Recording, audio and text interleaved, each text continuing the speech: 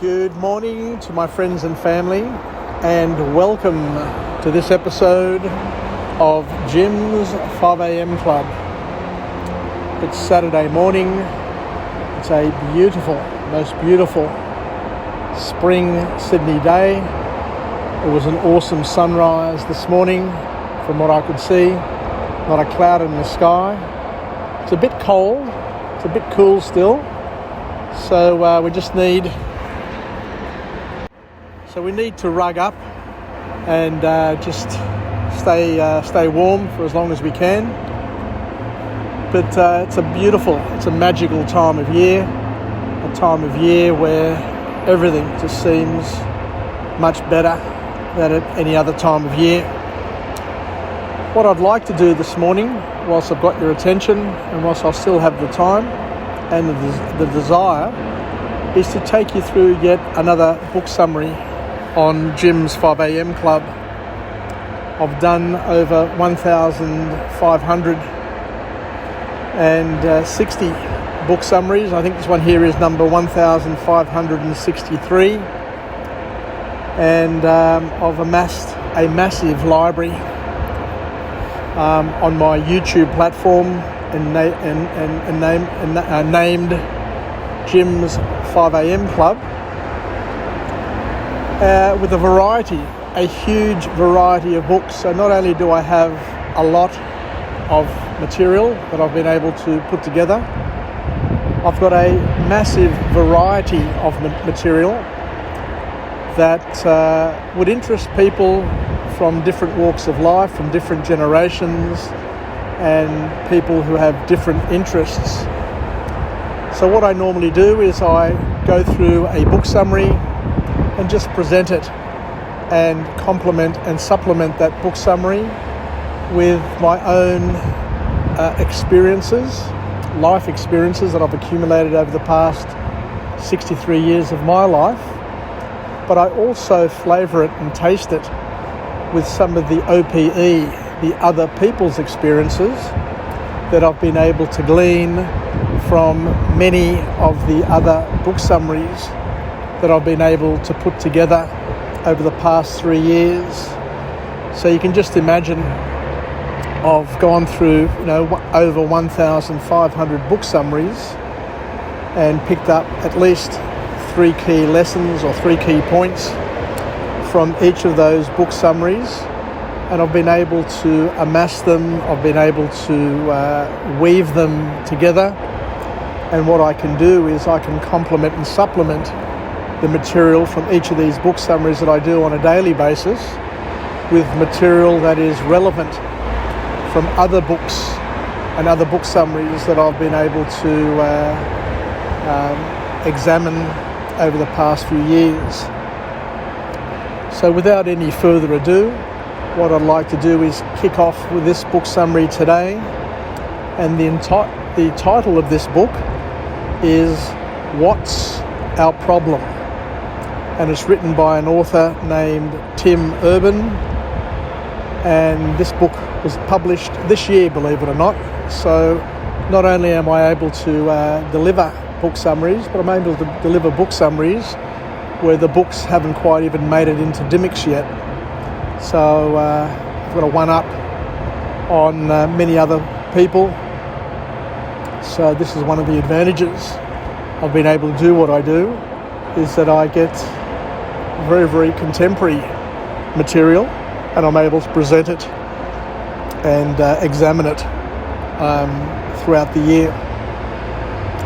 So the author, Tim Urban, kicks off the book with a quote just to stimulate our thinking and to get us, in the mood, so to speak, to absorb and to accept the beautiful messages that he's able to put forward in his book.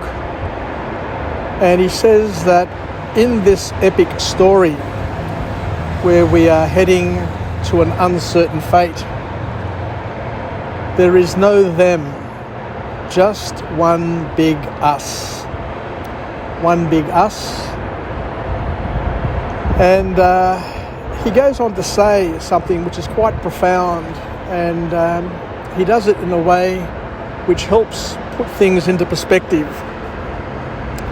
He said that if you were able to encapsulate the history of human occupation or human life on Earth,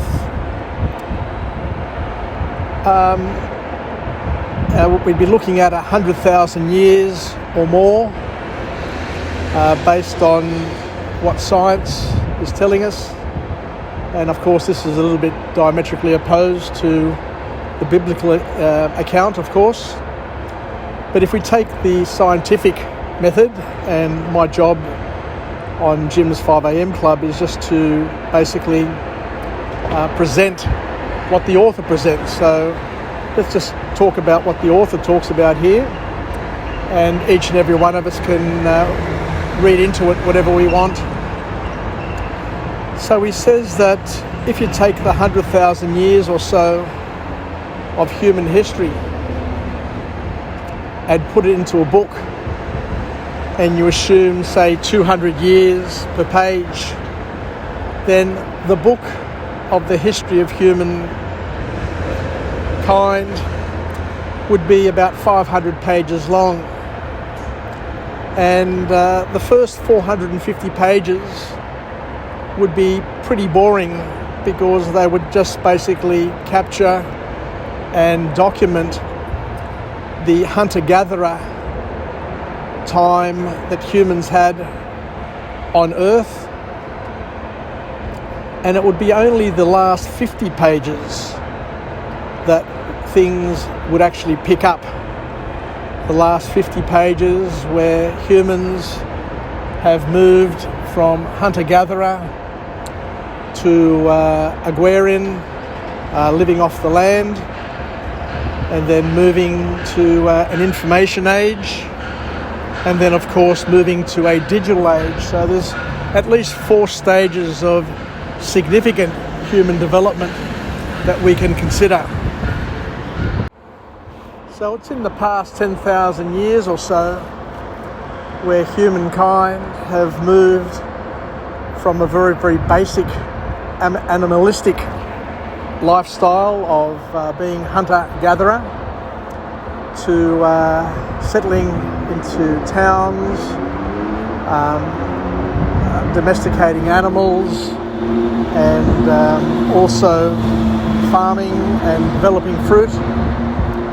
And after that we went to the urbanisation stage, where people started to move to cities, where we had the Industrial Revolution, and following the Industrial Revolution we've had the Information Age and the Digital Age that we enjoy today. So we've moved very, very rapidly in a very, very short period of time to a very advanced way of living, where we have lots of information, lots of collaboration, cooperation, and people living closer together. And that has been, I guess, the essence of human progress. And as we said, the last page of this book is where it all comes together. If you sit and think about it, in the last 200 years, what man has been able to do. Now we've had the invention of electricity, cars, the moon landing, internet, air travel, you name it. It's all happened in the past 200 years, and those past 200 years would represent the very, very last page of this book up until this date.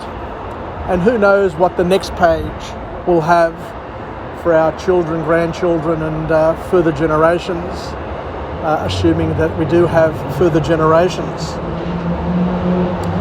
So what we've noticed, what we've learnt, is that technological change has been exponential, and progress has been exponential as well. Even though people say that maybe the world hasn't progressed all that much, we do know that the world is a much better place today than what it has ever been in the past. There are fewer people as a percentage of the total who are poor and starving. We have better medical services, better educational services, better access to information, quicker expression of information and data at a cheaper rate than ever before. But who knows where it goes, but if it continues along the same trend, then things could potentially be even better in the future. So the first key point that comes from this author is where he talks about the attitudes or the four primary ways of thinking, the four modes of thinking, and he says that they function like a ladder, and each primary way of thinking is like a rung on a ladder, and the higher you go, the more you progress. And he says something which is quite profound as well, that how we think is much more important than what we think. And it's all about the higher mind versus the primitive mind or the lower mind.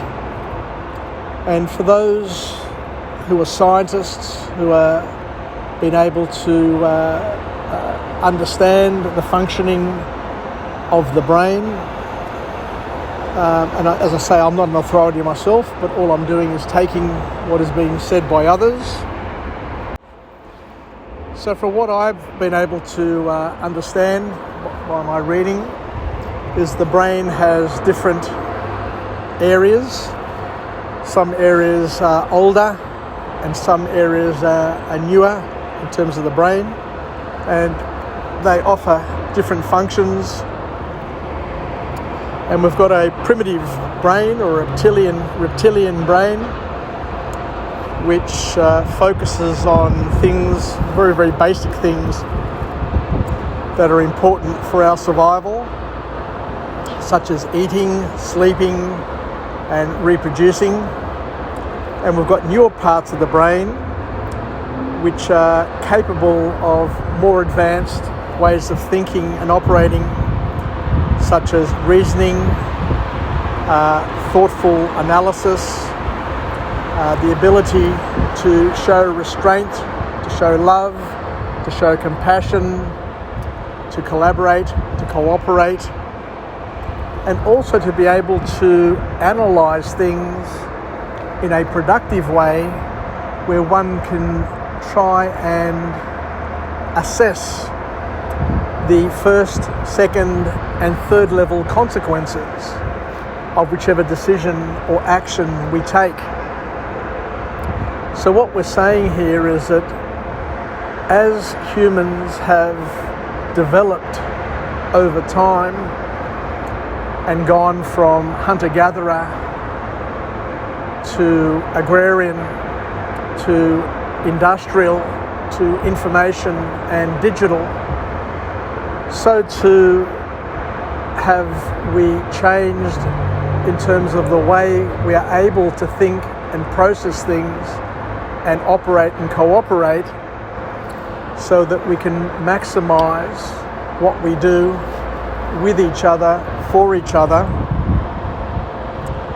And by going through those different phases, we also access the newer parts of our brain, or we start to develop more and to leverage the newer parts of our brain, where we can start to visualize and think about things in more abstract ways, and rather than be reactive to the stimuli in our environments, we can become responsive, able to respond. So when we have a stimulus, what happens is we've got a gap between stimulus and action, and the gap between stimulus and action is a thing called thinking. Thinking, you think about what you do before you do it, having taken into account and assessed the first level and third level consequences of what we do so that we develop a positive outcome. So according to this author, what are these 4 modes of thinking that he talks about? So from his perspective, the highest form of thinking is the scientific way of thinking, where we think for ourselves. We are not influenced by other people, by other things. We take everything into consideration in a balanced way, and we come up with our position and we act on that position. The second mode of thinking, according to this author, is called the sports fan, where we know that we are biased, just like a sports fan is biased, and all that they do and all that they think about is for the benefit of their team, i.e. so that their team can win. They look at everything through a biased set of spectacles and glasses. We accept the rules, but we want our team to win. Fair enough, we understand that there's a referee, but we don't always agree with the referee, we don't always agree with the rules, but we take all of those things into consideration. But of course we have a biased view, and it's very, very hard not to be biased, and most people are biased, and the important thing is to understand, to appreciate, and to try and to deal with the biases that we have. Many of us have lots and lots of different biases. We have confirmation biases. We have other biases that colour and shade our way of our worldview, how we see things and how we decide things. And the reason why we are biased is that we all have had a different past. We all will have a different now.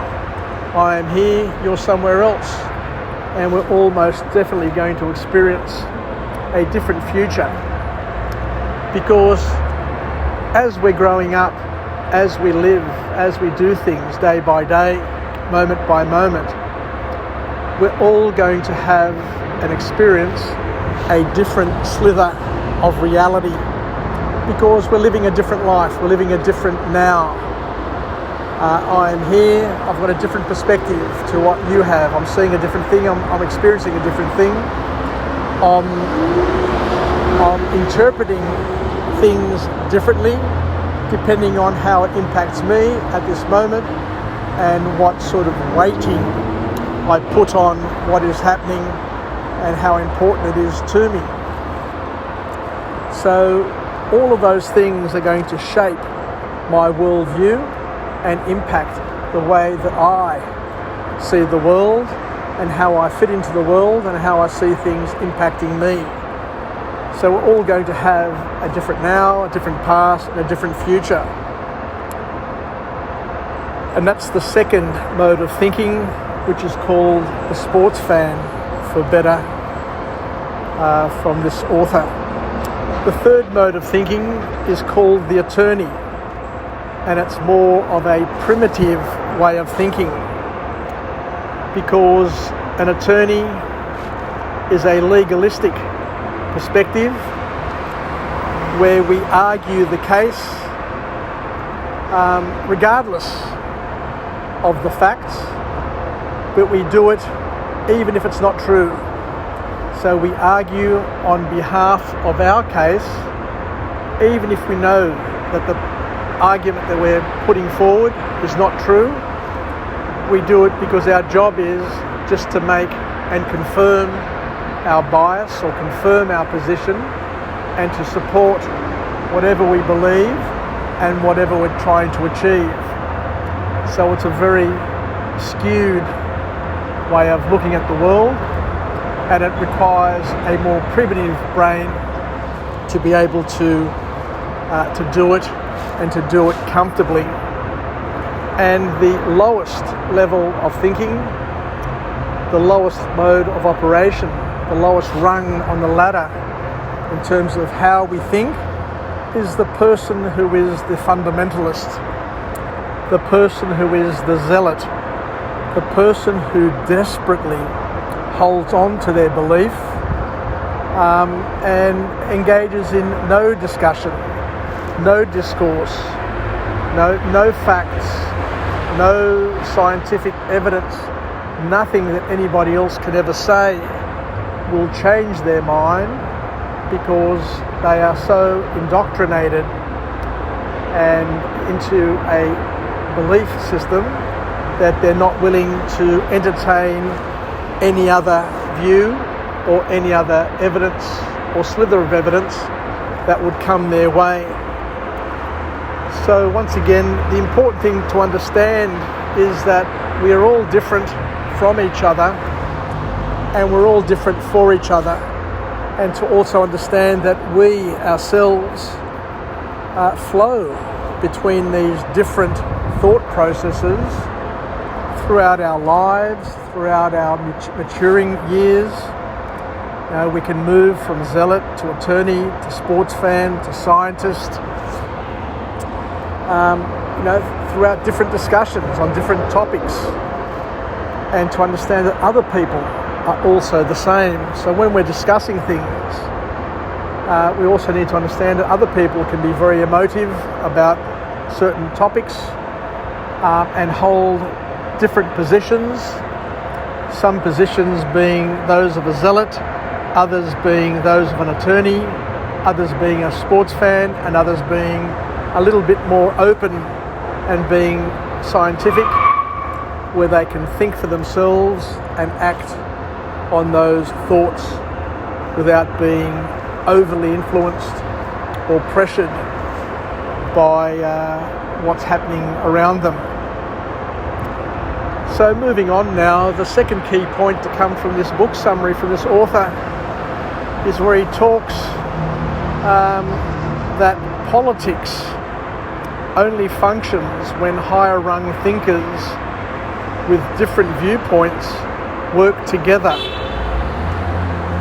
So what we're saying here is that in order to create progress, in order to make viable, good changes in society, what you need is for politicians or people who have different viewpoints to work together to try and get a better outcome, rather than working against each other just for the sake of working against each other. So it's important to try and go through these three questions.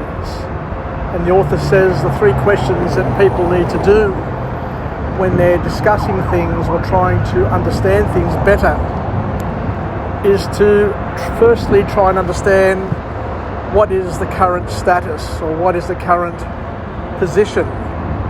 What is the isness? What's the isness of it?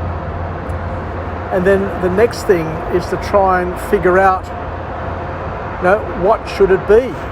If it's like this, then what should it be like in order for it to be better?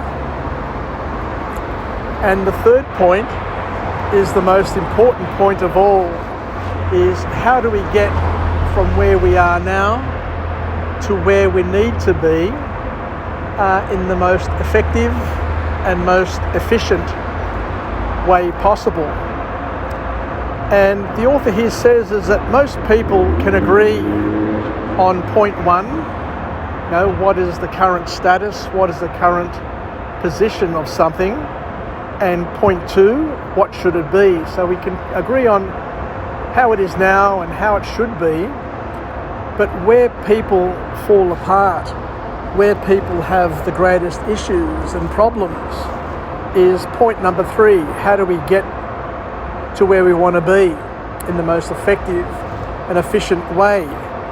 And the author says that this is where the right and the left in politics or in their thought processes always get disagreement. And it's an attitude problem. It's a way of thinking rather than a lack of the ability to see the outcome. So what we mainly disagree on is how do we fix things. Now we can generally understand what's wrong, and we can generally try and visualize how it can be better.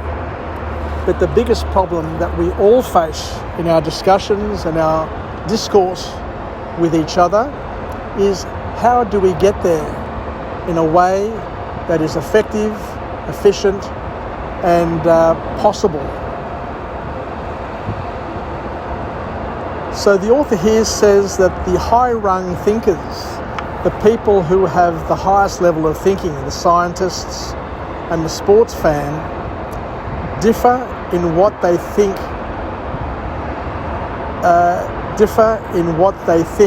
but relate to one another in how they think, and that makes a difference. So the importance is to not be a zealot or an attorney, and to understand your biases as best as possible, and to label them, to put them out on the table, and to try and work together to be more scientific, and to work in a way where you try and create options for each other with the limitations that are available and present in the current discussion or the current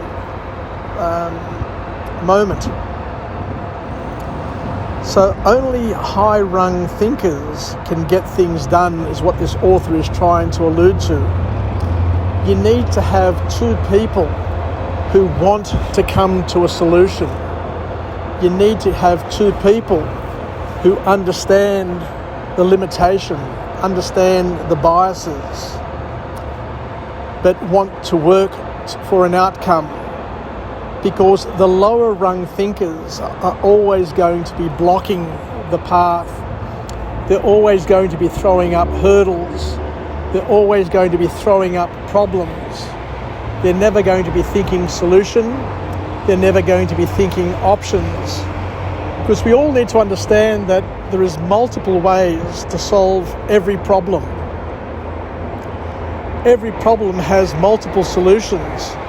But you need to have the parties to have the thought processes and the willingness to work together, to think openly, to think clearly, to think rationally, to think unemotionally, to think of the first, second, and third level consequences of their action or their inaction in order to get things done, and to build the momentum so that if any other problems, little problems or insignificant problems pop up along the way, then those little hurdles don't stifle the momentum.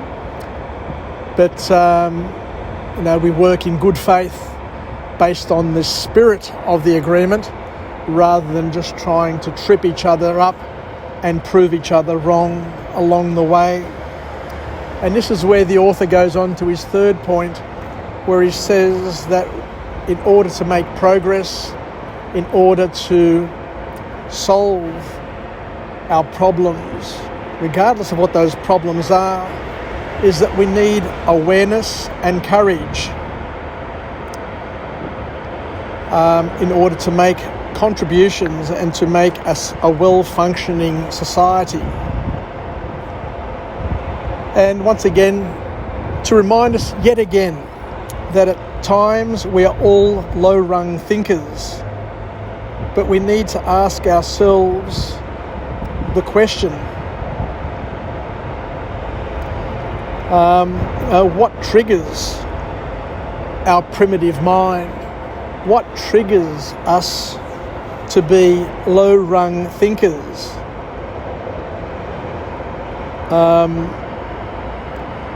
What do we need to do to be higher level thinkers? What do we need to do to stop to have a break from this low-rung thinking, take a time out so that we are less emotional and we can come back and be more rational, where we can engage our higher brain as opposed to our reptilian, primitive brain. We need to understand and to hold the reins, and once again to ask ourselves what triggers our primitive brain, and be aware, simply be aware of what's at play, not only within ourselves, but also to see what is at play amongst other people around us, and to be sensitive to their, what rung they're on, what mode of thinking they're currently in, and try and help them to move up the rungs to a higher level of thinking, a higher level of operating, where it's both thinking and done with love, with the purpose of achieving a positive outcome for all, going up the rung and possibly sacrificing your position for the benefit of somebody else. Because at the end of the day, love is the act of giving up of yourself, sacrificing of yourself for the better of somebody else. The author also encourages us to have, or to be surrounded by, on occasion, a small circle of people who you can talk honestly and openly with about challenges, about issues, and say what you believe, and allow you to build up the confidence and the momentum and the capability to be able to share those beliefs, share those thoughts with a wider circle, and to build a better operating environment where people can work together, collaborate together, cooperate together to achieve better outcomes and better decisions that have better first, second and third level consequences, or at least have considered what the consequences are and come up with abatement plans and plans to help reduce those consequences or the impact on others, or the negative impact on others, and to reduce the fear, uncertainty and doubt. Because at the end of the day, the most important thing that we can do is that we can help increase certainty for the people that we love and the people around us, to make them certain of where they stand with us and what the decisions that we're making, how they're going to impact them. Because if people understand and people can see what's happening and why it's happening, it makes it easier for them to be able to rationalize it, consider it, and to accept it, rather than living in the dark and worrying and living in an environment of fear, uncertainty and doubt, being constantly triggered, having the triggers stacked one upon the other, and have people taking advantage of them, or at least them thinking that they're being taken advantage of.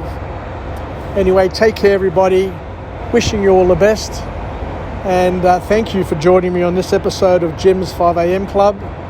I really enjoy taking this time to go on a journey with my friends and family, or anybody who is interested in learning, growing and developing, by taking other people's OPE, other people's experiences that have been deeply thought about, have been written in books. Because when people write books, they think deeply. We access their deep thoughts. We access the thoughts that touch their souls.